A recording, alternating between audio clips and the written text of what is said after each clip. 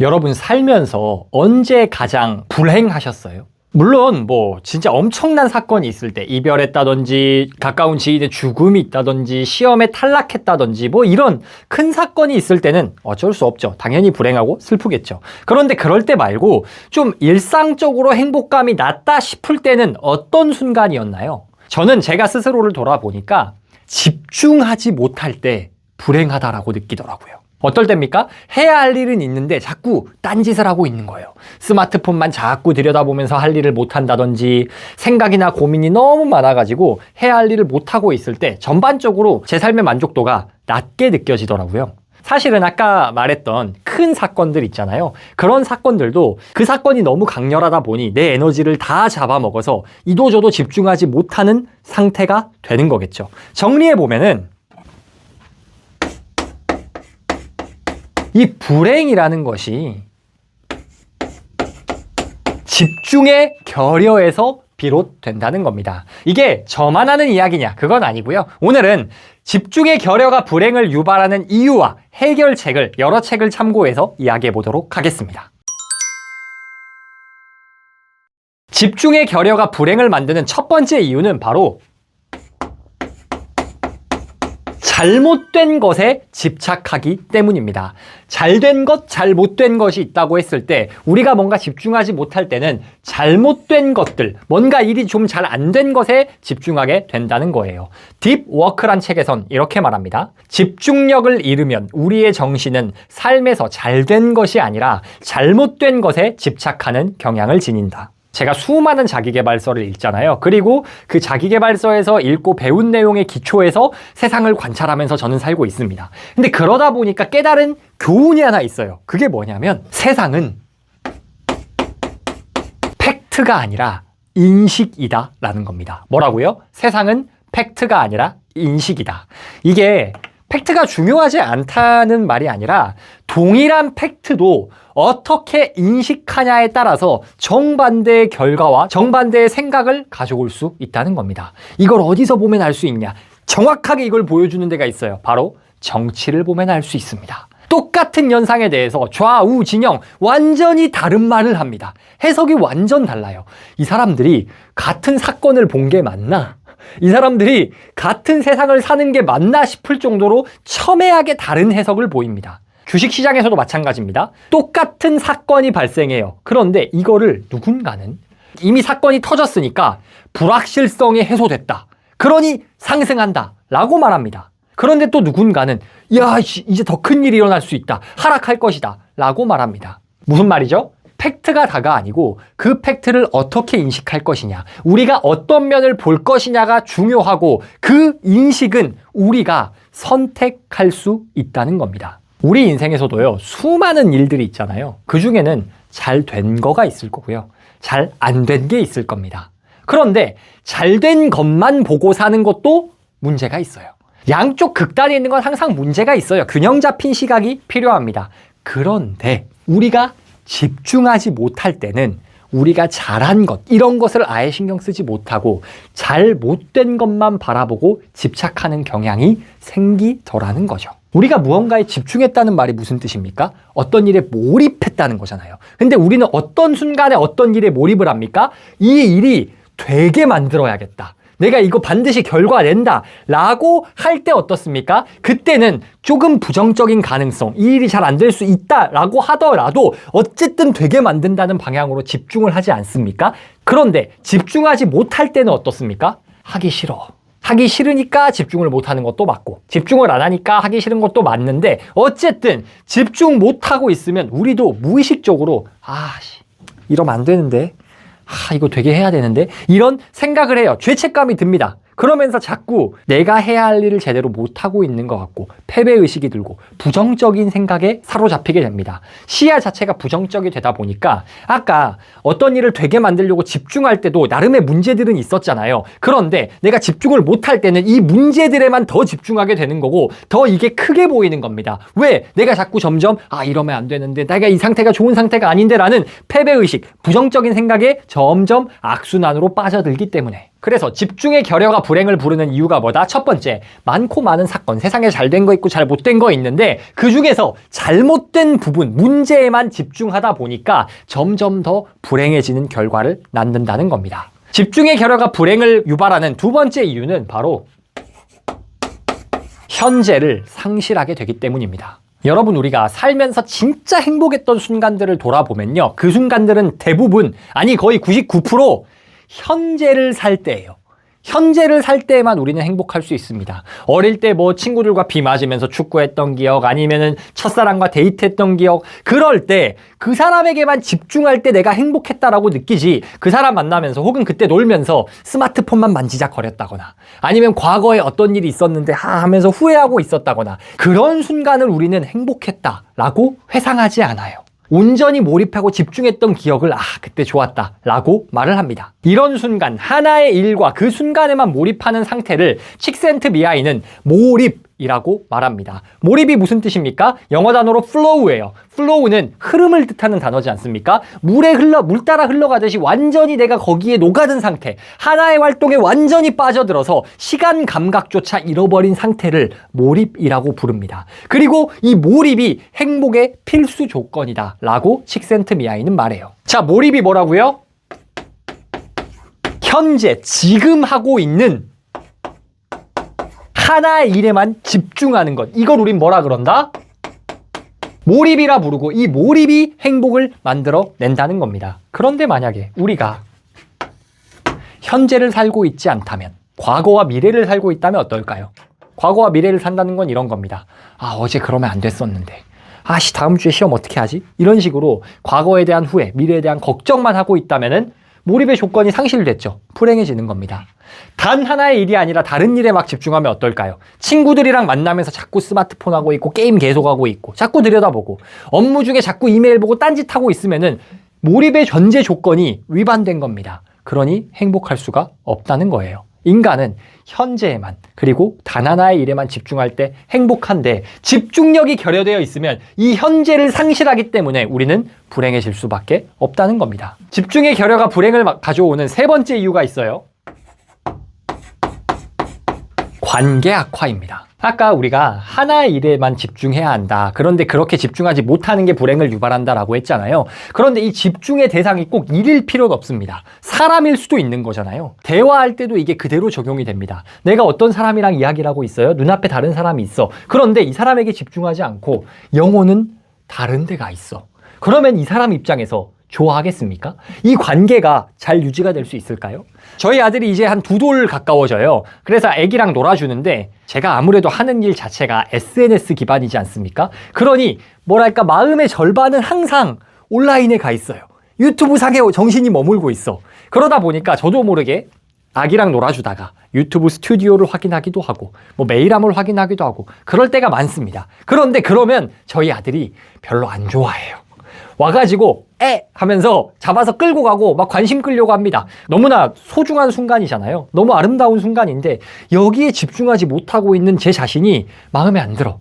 불행합니다. 기분이 안 좋아요. 근데 일은 해야 되는 게 있다 보니까 뜻대로 잘 안 될 때가 있어요. 그런데 어쨌든 우리 애도 자기한테 관심 안 주고 딴짓하고 있으면 싫어해요. 그런데 우리 애만 그럴 거냐? 얘는 아직 말이라도 잘 못하지. 성인들, 대화를 해야 되고 좀 더 깊은 인간관계를 주고받아야 되는 성인 간의 관계면 어떻습니까? 당연히 나에게 집중하지 못하고 있어? 그러면 관계가 안 좋아지겠죠. 인간중심 상담의 창시자인 심리학자 칼 로저스는 신뢰와 친밀감을 형성하는 핵심적인 요소를 뭐라고 말하냐? 적극적 경청이라고 말합니다. 관계의 핵심이 뭐라고요? 적극적 경청이라고요. 그런데 눈앞의 사람에게 경청하지 않고, 즉 집중하지 않고 스마트폰만 한다거나 딴 생각을 한다거나 그럼 어떻겠습니까? 관계가 악화됩니다. 그런데 인간은 사회적 동물이죠. 관계가 악화되고도 행복할 수 있는 사람은 없습니다. 정리하겠습니다. 집중의 결여는 다음과 같은 문제를 가져옵니다. 잘된 것과 잘못된 것이 있을 때 잘못된 것에만 우리를 더 집착하게 만듭니다. 그리고 우리를 현재의 단 하나의 일이 아니라 과거와 미래, 여러 가지 일에 주의가 흐트러지게 만들어요. 그로 인해 관계도 악화시키게 됩니다. 집중하지 못한다는 게 이렇게 큰 나비 효과를 가져오는 거예요. 자, 그렇다면 이 근본 원인, 불행의 원인이 됐던 집중의 결여를 어떻게 해결할 것이냐, 해결책에 대해서 이야기해 보겠습니다. 첫 번째, 활동적 쉼입니다. 이토록 멋진 휴식이란 책을 제가 자주 추천하는데요. 이 책에서 뭐라고 말하냐, 우리에게 필요한 정말로 멋진 휴식은 나른하게 늘어져서 스마트폰 뒤적뒤적거리고 여유 있는 그런 게 아니다 라고 말합니다. 왜 그러냐면 우리가 아무 일도 안 할 때 휴식이 된다고 생각하잖아요. 그런데 사실 아무 일도 안 하고 있으면 머릿속에서 일에 대한 생각이 떠나가지 않습니다. 특히 이거는 모두가 그럴 수 있지만은 자영업자, 프리랜서 이런 분들은 사실 출퇴근의 경계가 명확하지 않거든요. 그냥 내가 일하는 대로 하는 거야. 그러니까 삶이 곧 일이고 일이 곧 삶이 됩니다. 그러다 보니까 내가 쉬어도 아무것도 안 하고 있어도 머릿속에 일 생각이 계속 맴돌아요. 이래서 확실히 플러그가 안 뽑힌 겁니다. 근데 플러그가 안 뽑히면 어떻습니까? 대기 모드여도 전력은 계속 소모가 되잖아요. 그러니 쉰다고 생각하고 있지만 사실은 계속 뇌 에너지를 소모하게 되는 겁니다. 그러니 마냥 나른하게 늘어져서 쉰다고 정말 휴식이 되는 게 아니라는 거예요. 그러면 일에서 확실히 플러그를 뽑을 수 있는 우리에게 필요한 진짜 휴식은 무엇이냐? 활동적 쉼이라는 겁니다. 활동적 쉼이란 무엇이냐? 이토록 멋진 휴식에선 이렇게 말합니다. 우리 정신은 실제로는 변화를 바란다. 완전히 색다른 도전에 몰입하면 무의식은 전에 마주한 문제에서 흘러나오는 방해 없이 완전히 자유롭게 움직인다. 우리 정신이 원하는 게 뭐라고요? 변화라는 겁니다. 일에 대해서 계속 생각하고 있는 상태가 아니라 일에서 완전히 플러그를 뽑고 내가 다른 곳에 완전 집중하는 이 정신의 주의 전환, 변화가 필요하다는 거예요. 그를 위한 가장 중요한 방법이 뭐랍니까? 아까 책에선 뭐라 말하죠? 색다른 도전. 내가 그냥 어영부영 신경 안 쓰고 대충 해도 되는 일이 아니라 완전히 몰입해야 할 만한 도전. 황농문 교수님의 몰입을 보면 교수님은 테니스를 치신답니다. 테니스 치면 어때요? 공만 보고 따라다녀야 되잖아요. 이때 다른 일을 고민할 수 있습니까? 제가 유튜브 한다고 해서 유튜브 콘텐츠에 대해 항상 고민하고 있어요. 그런데 제가 축구를 하거나 테니스를 해요. 공을 쫓아가야 되잖아요. 공밖에 안 보여요.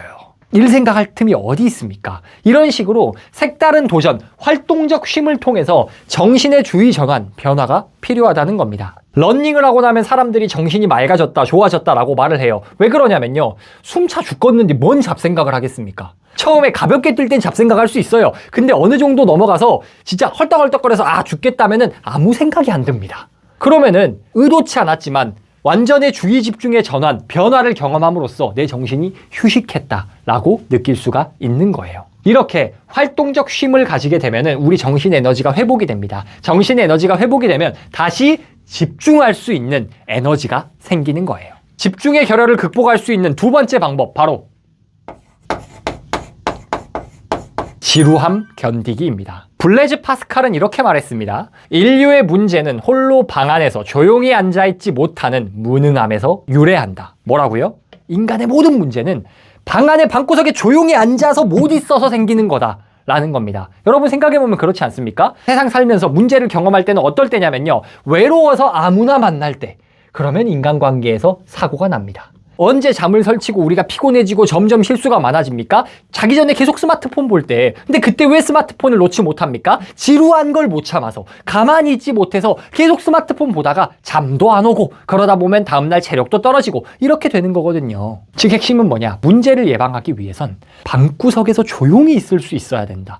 행복하게, 지루하게 홀로 있을 수 있어야 한다는 겁니다. 그렇게 지루함을 견디는 훈련을 해야 우리가 다시 한번 정신이 회복되기도 하고 문제를 일으키지도 않을 뿐더러 집중력도 회복이 될 수 있는 거예요. 자, 그렇다면 이 지루함을 견디는 방법, 훈련 방법은 어떤 것들이 있냐? 첫 번째는요, 디지털 디톡스를 하셔야 합니다. 그런 제품이 있어요. 스마트폰 넣어놓는 스마트폰 감옥. 이런 데다가 스마트폰을 가둬놓고 안 하는 훈련을 좀 해보셔야 됩니다. 특히 어떨 때? 내가 업무를 할 때. 저도 스마트폰 감옥 있어요. 근데 요새 감옥에 넣어놓고 뚜껑을 안 닫아가지고 자꾸 꺼내서 저도 반성이 되는데, 그렇게 항상 감옥에 넣어놓지는 못하더라도 내가 휴식을 취해야 된다 했을 때는 스마트폰을 확실히 좀 분리시켜 놓으셔야 합니다. 저는 저녁에 항상 저녁 9시가 되면요, 핸드폰 화면이 흑백으로 바뀝니다. 제가 자동으로 설정을 해놨어요. 흑백으로 바뀌고 9시가 되면 저는 핸드폰을 아예 책장 맨 위에 닿기 힘든 데다가 올려놓습니다. 그리고 웬만하면 잘 때까지 손 안 대려고 해요. 물론 가끔 손 댑니다.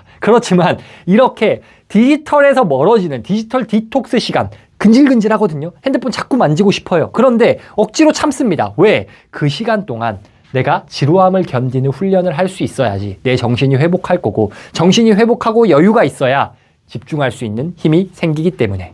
또 지루함을 견디는 훈련 방법이 있습니다. 바로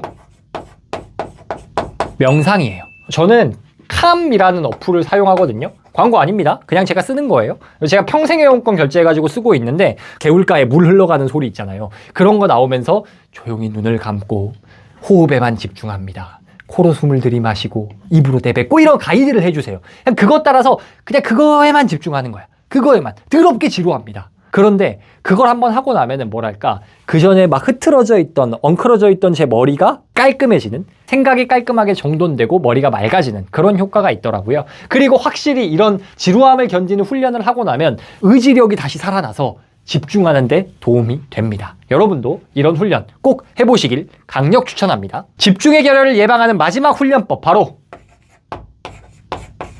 싱글 태스킹입니다. 뭐의 반대말일까요? 멀티태스킹이겠죠. 여러분, 우리가 집중 못할 때를 생각해 보면요, 보통 신경 써야 할 게 너무 많다 보면 집중이 잘 안 됩니다. 아, 이것도 해야 되고 저것도 해야 되고 어떡하지? 이러면은 집중할 수가 없는 상황이 돼요. 그러면서 보통 많은 사람들이 이것저것 막 신경 써야 될 거 너무 많은 일 조금 10분씩 나눠서 하면서 뭐라고 말하냐? 아, 나 너무 바쁘다. 아, 나 할 일이 너무 많아 라고 말을 합니다. 근데 여러분 생각해 보면요, 세상에 안 바쁜 사람 별로 없습니다. 정말 누가 봐도 객관적으로 일 안 하는 사람들도요, 조금 일하고 나면 자기 바쁘다고 생각해요. 그런데 어쨌든 안 바쁜 사람이 별로 없음에도 불구하고 성과를 내는 사람, 안 내는 사람 차이가 있는데, 그 차이가 뭐냐라고 하면, 성과를 내는 사람들은 확실하게 여러 가지 신경 쓸 일이 많지만 한 번에 하나씩 집중합니다. 아닌 사람들은 어떻게 하냐? 여러 가지 일을 동시에 맞닥뜨리면서 으어 하고 바쁘게 살아. 근데 아무것도 해결이 안 돼요. 이게 왜 그러는 거냐? 우리가 어떤 A라는 일에 집중을 하다가 다른 일을 한다, 중간에 A를 끝내지 않고 B라는 일로 넘어온다라고 하면 우리는 그냥 이렇게 쓱 넘어오면 되지라고 생각하지만, 이렇게 주의 전환을 하는데 전환 비용이 발생한다고 합니다. 에너지가 많이 소모가 된대요. 그래서 여러 가지 일을 동시에 하고 막 이것저것 하는 사람들, 멀티태스킹 하는 사람들은 에너지를 2배, 3배로 사용하는 셈이에요. 그리고 에너지를 2배, 3배로 사용하기 때문에 한 가지 일에 집중할 에너지가 부족해지는 겁니다. 그럼 어떻게 해야 될까? 우리는 싱글 태스킹을 해야 합니다. 싱글 태스킹을 어떻게 해야 돼요? 제가 사용하는 방법은 투두리스트입니다. 제 책상에 보면은 요만한 노트가 있어요. 그 노트에다가 저는 아침에 그날 해야 할 일을 우선순위에 따라서 착착착착 써놓습니다. 그리고 한 번에 하나씩 클리어하면 체크하고 넘어가요. 이렇게 우선순위에 따라서 처리하니까 그냥 해야 할 일 목록 딱 써놓고 나서 이거 했다 저거 했다 할 때보다 생산성도 확실히 올라가고 집중력도 올라가더라고요. 이렇게 한 가지 일에만 나의 에너지를 집중하는 것이 집중의 결여를 예방할 수 있는 마지막 훈련법입니다. 오늘은 집중의 결여가 불행을 부르는 이유와 해결책에 대해서 말씀을 드렸습니다. 집중의 결여가 불행을 부르는 이유가 뭐였어요? 잘못된 것에 집착하게 된다. 그리고 현재에 집중하지 못하기 때문에 현재를 상실해서 불행해진다. 관계를 악화시킨다. 그에 대한 해결책은 뭘 말씀드렸습니까? 활동적 쉼, 막연하게 늘어지는 게 아니라 온전히 집중할 수 있는, 일에 대한 잡념을 완전히 뿌리채 뽑고 한 가지 일에 집중할 수 있는 운동과 같은 활동적인 휴식을 취해야 한다. 그리고 두 번째, 지루함을 견디는 훈련을 해야 한다. 디지털 디톡스, 명상 등을 통해서 지루한 시간을 가져야 우리 뇌는 회복할 시간을 가지고 집중력도 다시 올라올 수 있다. 싱글 태스킹 해야 한다. 멀티태스킹하면 주의 전환 비용을 사용함으로 인해서 집중할 에너지가 남지 않는다. 한 번에 하나씩 우선순위에 따라 에너지를 사용해야 그때 더 효율적으로 집중할 수 있다라는 겁니다. 여러분은 어떠신가요? 이 집중의 결여라는 거는 제가 생각할 때는 이전보다 지금 훨씬 더 큰 문제가 되고 있고요. 앞으로 점점 더 큰 문제가 될 겁니다. 왜? 스마트폰, SNS 등을 통해서 우리의 주의 집중을 방해하는 요소들이 날이 갈수록 늘어나고 있기 때문에, 그리고 그로 인해 우리 삶의 전반적인 행복도가 떨어질 거라고 저는 생각이 되고요. 여러분도 아마 이런 비슷한 고민을 하고 계실 것 같아서 오늘의 영상이 여러분의 집중도를 되찾고 여러분의 행복감을 높이는 데 도움이 됐으면 좋겠습니다.